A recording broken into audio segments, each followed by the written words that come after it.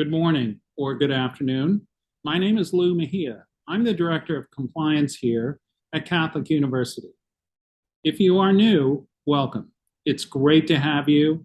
This is a fantastic community of individuals who are dedicated to carrying out the university's mission.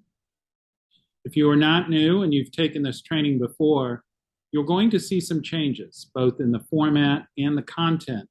We hope these changes make this training more useful to you. You are required to complete this training once every 2 years. For your participation to be logged as completed today, please review all the slides and all the audio. When all the required sections are complete, you'll get an email certifying that you have attended today. I hope you find this information on FERPA and the privacy protection that is accorded to student records helpful to you. So this training session deals with the protection of student record information. Catholic University of America is legally and ethically obligated to protect the confidentiality of students' records. Our legal obligation arises under a federal law known as the Family Rights and Privacy Act. We'll cover this federal law and how it applies to you. We'll help you to be able to identify what student information is sensitive and protected, and we'll give you some examples of disclosure that may violate FERPA. The goal of FERPA is to protect a student's privacy and the content of his or her education records. Students have certain rights under FERPA to inspect and review their records, to correct a record if it is inaccurate, and to limit disclosure of personally identifiable information.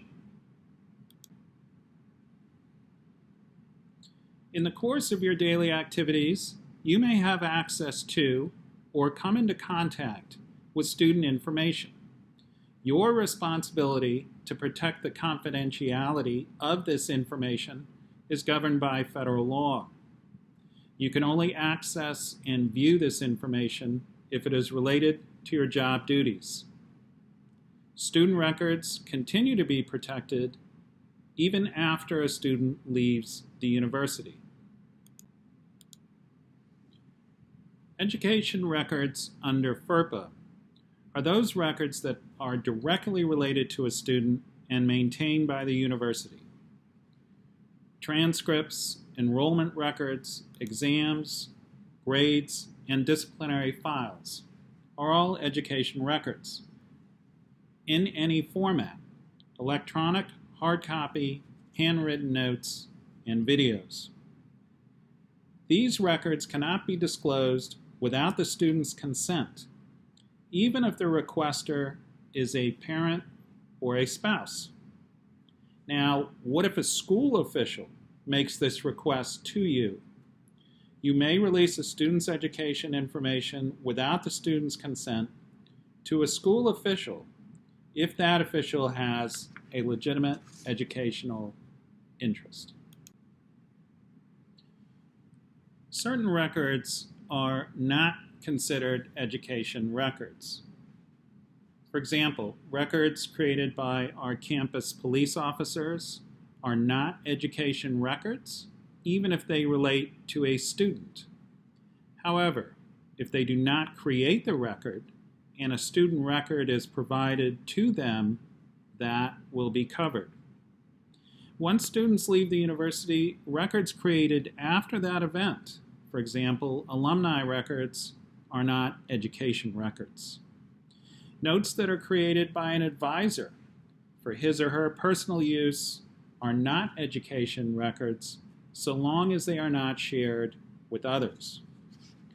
Medical records used to document the need for accommodations are not covered, and student employment records are not covered unless the student is employed because of student status, for example, work-study.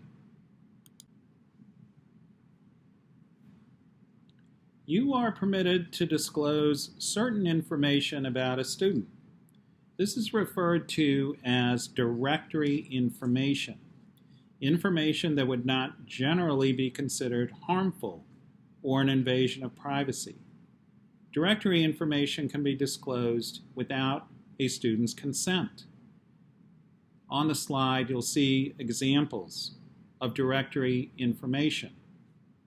Now, you should be careful because a student can ask that this type of student information not be disclosed, but they have to ask, and they have to make this request in writing on a non-disclosure form.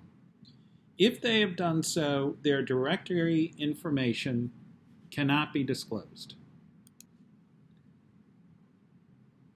Now, how do you know if a student does not want their directory information disclosed? If a student has completed a non-disclosure form, you will see a blue window shade icon in Cardinal Students. This acts as a prompt not to disclose directory information about that student. The red star means a student may have consented to the release of certain information, but you have to check.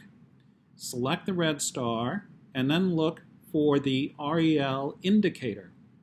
Clicking on that hyperlink will tell you the student has authorized release of their information to certain people and what types of information they are allowing to be released. So here are some examples of conduct and activity that will violate FERPA. Sending an email to a group of students who have failed a class and copying everybody. Students now know of other students and their grades. This is a violation of FERPA. Now, faculty, in communicating to all students, you can use the notify function or the send email option in Blackboard. This automatically will blind copy the recipients. Don't leave graded tests in a stack for students to pick up. Don't mention the grades or exam results of a student in front of other students. Don't discuss a student's education information with a parent or their spouse. Never use social security numbers on attendance sheets. Disclosure of a student's education records can be made to address a health or safety emergency to an appropriate person. To law enforcement, trained medical personnel, parents, and people whose knowledge is necessary to protect the health or safety of the student or other persons. So I know what you're thinking looking at this slide. You're thinking, well, I'm working now, I have a job, why is there a pop quiz? Well, you work at a university, and if you work at a university, you cannot escape the dreaded pop quiz. Here's some good questions. Can a faculty member share a Zoom class recording with third parties? And you may be asking yourself, well, I'm not a professor. I don't need to worry about this. But what if you're an administrative assistant? What if you're the office manager and a professor tells you to share the video? What if you work in IT and a professor asks for your help in distributing the recording? You all have a responsibility to recognize the privacy issues in those circumstances. The answer to this question, of course, is it depends. If the video is a routine class session where the focus is not on a specific student, it's not an education record. But let's say the class session focused on a student's presentation, and that student is identified, and that class had to do with that student. Then that is an education record, and it is protected from disclosure. It's directly related to that student. What if someone calls you and asks you for certain information about a student? For example, the major, the date of attendance, the class schedule. Can you release this information? You can release the major and the dates of attendance, but not the class schedule. That is protected information. True or false? Once a student graduates, their student records are no longer protected and can be released. That is false. Student records remain protected even after graduation. Your participation today in this training module operates as an acknowledgement by you to abide by the requirements of FERPA and to protect the privacy of student information. You agree to protect the privacy and confidentiality of student information. You agree not to access that information outside of your official employment duties.